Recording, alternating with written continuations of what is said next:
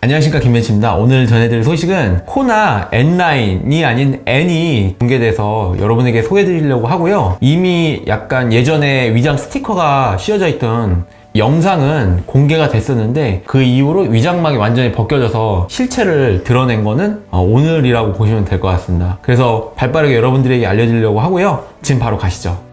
간단히 혹시라도 모르시는 분들을 위해서 좀 설명을 드리자면 현대자동차 고성능 모델은 N과 N9으로 구분이 됩니다. N이 좀 더 높고요. 그 밑에가 N9이라고 보시면 될 것 같습니다. 해외의 많은 차종도 이렇게 두 가지로 이렇게 별도의 고성능 디비전, 고성능 라인을 가지고 있는데요. BMW는 대표적으로 M이 있고요. 그 밑단계인 M 패키지가 있고, 벤츠도 AMG가 있고 AMG 패키지가 이렇게 그 밑에 있고, 아우디도 RS가 있고 그 밑단계가 있고요. 폭스바겐도 R이 있고 R 라인이라고 이렇게 있습니다. 이미 해외의 많은 유수 자동차 회사들은 이렇게 고성능 디비전을 육성을 해왔고 성능도 개선시키고 차량의 퍼포먼스를 끌어올리기 위한 노력이라든지 기술 개발을 끊임없이 해왔다는 걸 알 수 있습니다. 그래서 현대도 2015년도부터 이런 고성능 디비전 N을 출시를 하면서 그때 당시에는 i30였나요? 한 발짝 이렇게 다가가고 있는데요. 당시에 알버트 비어만 BMW N 출신 그분도 이제 영입하고 하면서 좀 화제가 되긴 했었죠. 독일에서 그 이후로 이렇게 독일의 이제 인재들이 이제 외국으로 나가니까 이걸 좀 막기 위해서 국가에 신고하는 정책으로 좀 바뀌었다고 하는 얘기도 있어요. 왠지 스튜디오를 보시면은 BMW N과 상당히 유사하다고 느낄 수 있는데요. 푸른색 그런 계열을 썼죠. 그리고 N이라는 레터링도 좀 이런 부분은 아마도 알버트 비어만 사장이 BMW M 출신이라서 좀 그런 부분이 들어가지 않았을까라는 생각도 듭니다. 간단하게 디자인을 살펴보고 그 다음에 뭐 엔진이라든지 어떻게 뭐가 바뀌었는지에 대해서 알아보도록 하겠습니다.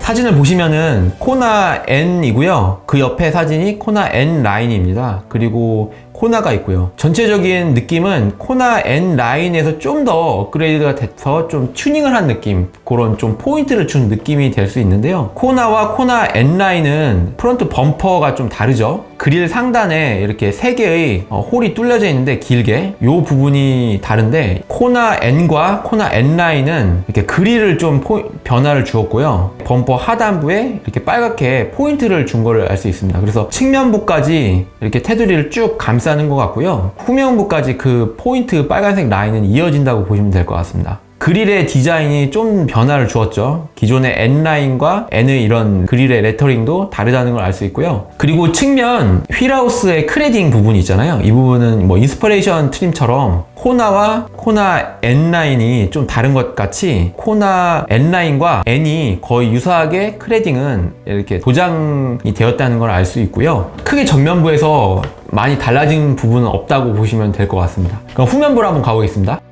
후면부에서 가장 크게 눈에 띄는 점은 역시 상단에 이 삼각형 모양의 테일램프거든요. 스포일러가 좀 다르죠. 좀 뚫려져 있어서 기존 코나 N 라인과는 좀 차별화된 리어 스포일러의 모습을 볼 수 있습니다. 요거는 제품이 아예 다른 걸로 보여지고요.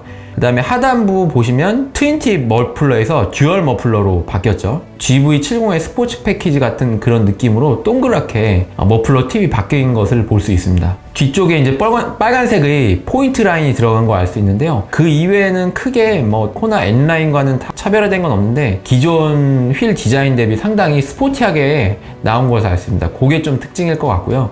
디자인적으로는 크게 코나 N 라인과 엄청난 차이를 보진 않고 뭔가 포인트를 줘서 튜닝 파츠를 좀 더한 그런 느낌이라고 보시면 될 것 같습니다. 실내가 공개되지 않아서 크게 알아볼 수는 없는데 아마도 기존 N 라인에서 차별화됐던 어떤 포인트 되는 그런 부분을 좀 더 업그레이드 하지 않았을까라는 생각이 듭니다.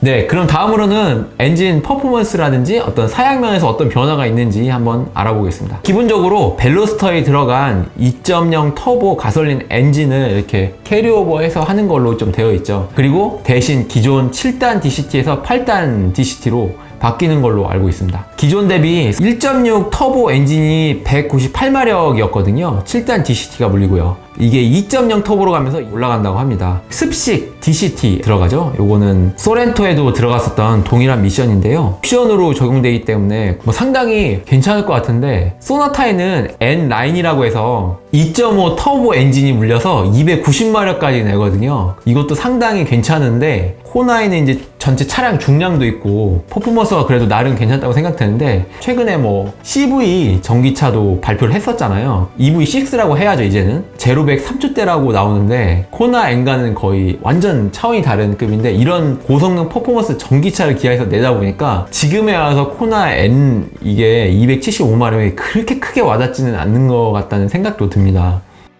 네, 그리고 코나 N에는 벨로스터에 들어갔었던 전자제어 서스펜션도 들어가고 능동 가변 배기 시스템이라든지 뭐 디퍼런셜도 들어갔고요. 다만 아쉬운 점이라면 기본적인 태생 자체가 코나라는 차종이기 때문에 내부 실내 패키지 레이아웃이 좀 아쉬울 것 같아요. 벨로스터하고는 차별화를 가지면서 사륜구동으로 나와줘서 그래도 좀 좋을 것 같긴 하는데, 뭐 트렁크 공간이라든지 2열 공간은 경쟁차 대비 상당히 좀 약하거든요. 셀토스는 트렁크 용량이 498리터라고 합니다. 순수하게. 코나 같은 경우는 360리터라고 합니다. 130리터인가요? 그 정도 상당히 많이 차이 나는데 조금 아쉬울 수 있고요. 어떻게 보면 좀 급이 다를 수도 있다고 해야 되나요? 트레일블레이저 같은 경우는 460리터, XM3는 513리터니까 2열이라든지 이런 공간은 좀 불리한 태생을 가지고 있어서 그런 부분이 조금은 아쉽지 않을까라는 생각이 드는데, 현대에서도 이런 부분을 고려해서 그 다음에는 아반떼 N을 내놓고요, 이게 상위 확대되지 않을까라는 생각이 듭니다. 투싼도 N라인이 나온다고 하니까 지금 코나 N보다는 소나타에 들어가는 2.5 터보 엔진을 넣어주지 않을까, 그런 생각도 듭니다.